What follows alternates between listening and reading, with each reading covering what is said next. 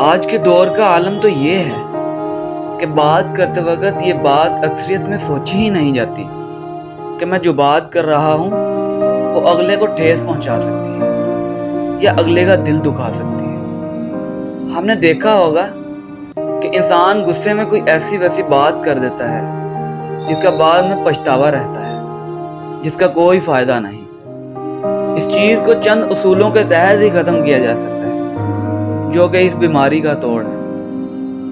سب سے پہلے تو غصے کی حالت میں اپنے آپ کو کنٹرول کیا جائے۔ ایسی بات نہ کہہ دیں کہ جس سے بعد میں پچھتاوا رہے اور بات لڑائی تک جا پہنچے۔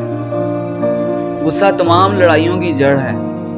اگر یہ کنٹرول کر لیا جائے تو لڑائیاں ہی جنم نہ لیں۔ ویسے بھی غصے کو حرام کہا گیا ہے۔ اس کی وجہ ہی یہ ہے کہ غصے میں انسان اپنے حواس کھو بیٹھتا ہے اور اسے خود نہیں پتا ہوتا کہ میں کیا کہہ رہا ہوں اور کیا کر رہا ہوں۔ غصے کو ختم کرنے کا آسان طریقہ ہمارے پیارے نبی پاک صلی اللہ علیہ وآلہ وسلم نے فرمایا کہ جس کا مفہوم ہے، جب تم میں سے کسی کو غصہ آئے اور وہ کھڑا ہو تو چاہیے کہ بیٹھ جائے۔ اب اگر اس کا غصہ رفع ہو جائے تو بہتر ہے، ورنہ لیٹ جائے۔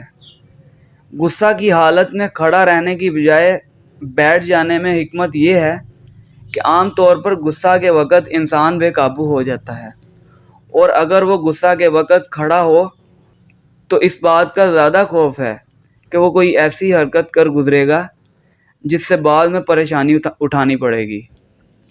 اور ظاہر ہے کہ بیٹھے ہوئے ہونے کی صورت میں کسی حرکت کا صادر ہونا اتنی سرعت اور آسانی کے ساتھ نہیں ہوتا جس قدر کھڑے ہوئے ہونے کی صورت میں ہوتا ہے۔ لیکن اس بارے میں زیادہ صحیح بات یہ ہے کہ غصے کے وقت اپنی حالت میں اس طرح تبدیلی کر لینا کہ جس سے جسم و ذہن کو سکون و آرام ملے۔ جیسے کھڑا ہو تو فوراً بیٹھ جائے، یا بیٹھا ہو تو لیٹ جائے۔ اور پھر آتا ہے کہ بات کرتے وقت اپنے آپ کو اگلے کی جگہ پر رکھ کے دیکھیں، جس سے آپ کو پتہ چلے گا کہ یہ بات اگر مجھے کہی جاتی تو میرا جواب کیا ہوتا۔ اس پر ایک انگلش کی کوٹیشن کہی جاتی ہے، put yourself on the other shoe۔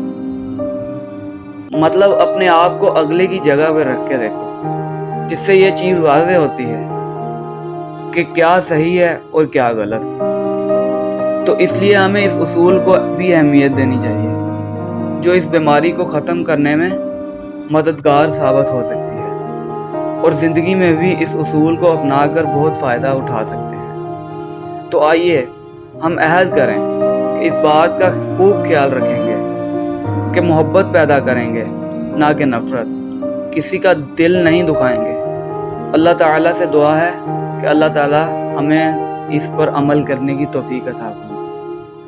آمین یا رب العالمین۔